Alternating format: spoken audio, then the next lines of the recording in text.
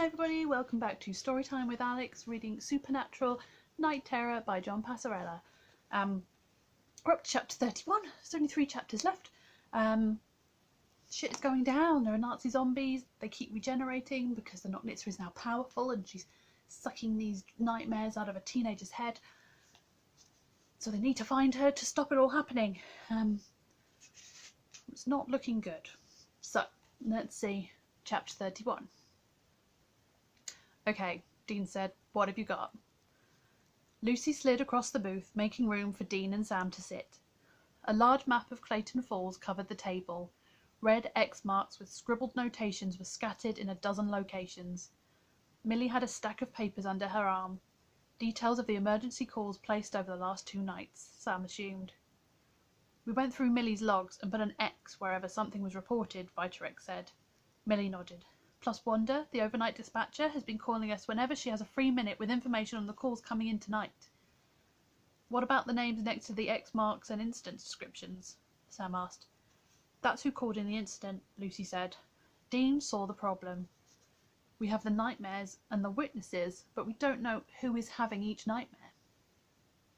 That's simple, Betsy, the smiling server, said as she stepped up to the table with a coffee pot in one hand and 2 mugs dangling from the other.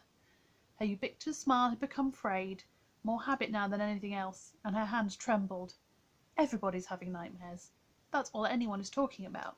She placed the mugs down at the edge of the table next to the map. Normally, I'd offer decaf, but under the circumstances. You know who is having nightmares? Sam asked. Yes, mostly, she said, slightly taken aback by Sam's intensity. The type of nightmares? If I haven't heard directly, Clara or Paige from the morning shift or Jessie? Grab a chair, Sam said. Betsy pursed her lips and shook her head. I'm on duty. CJ won't mind, Dean said. Lucy smiled. There is no CJ. Those initials are from Charles Clayton and Jeremiah Falls, the town founders. Whoever then, Dean said. This is important. Okay, Betsy said. I'll do what I can. When she returned the coffee pot to the coffee station and grabbed a chair to bring to the table, Sam picked up the red marker. Let's start with what we know.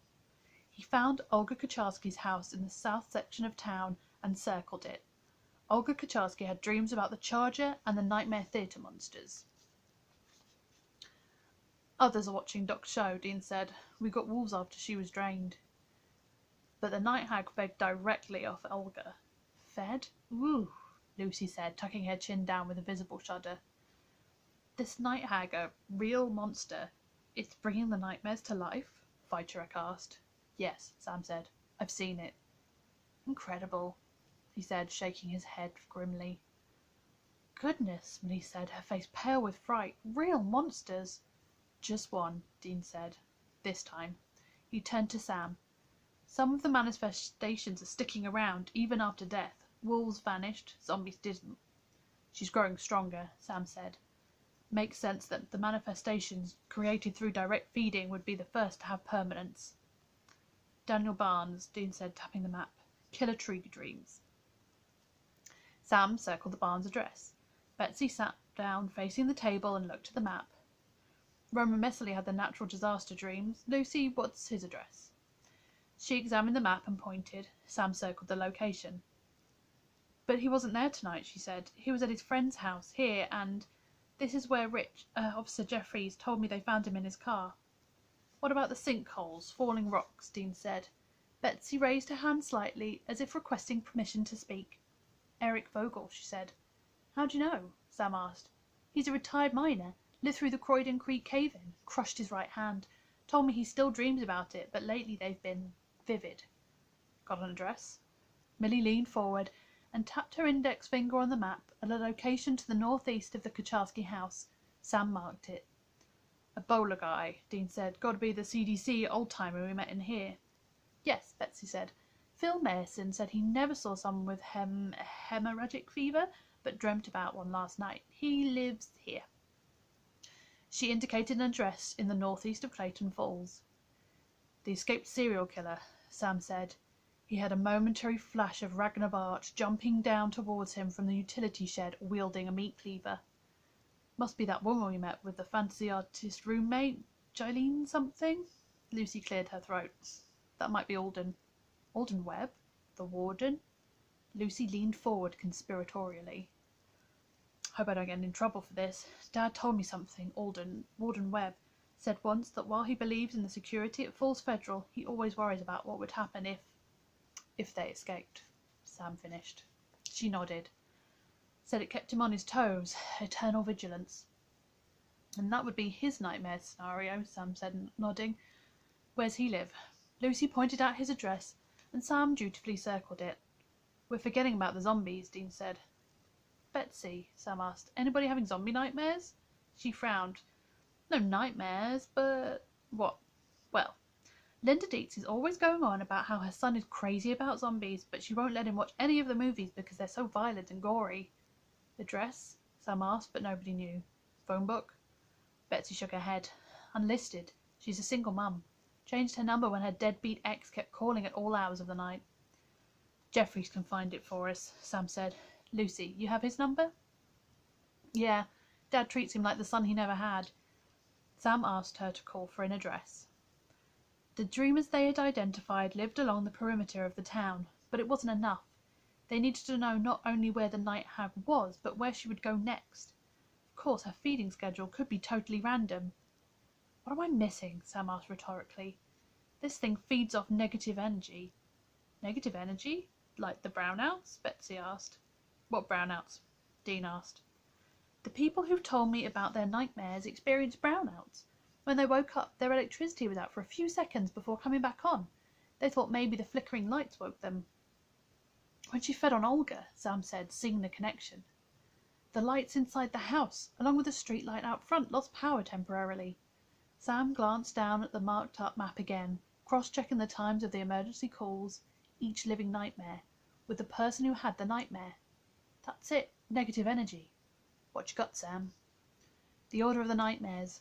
Sam traced a semicircular path with his index finger, starting with Olga Kacharski's house, then moving to the northeast, before coming back towards the north. Widdershins. Where a what now? Dean asked. Widdershins, Sam repeated.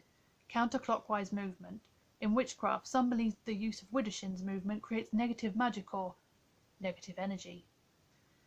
And what's more, negative energy to feed her, Sam said.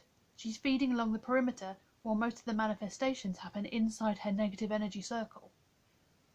We know she's feeding in a counterclockwise pattern, Dean said, and she causes many blackouts when she feeds. He turned to Lucy, who was wrapping up her cell call to Jeffries.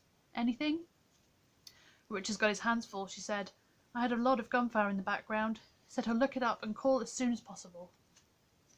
Good, Dean said. What's the highest point in town? Easy, Lucy said. The clock tower over the municipal building. Dad would take me up there when I was a kid.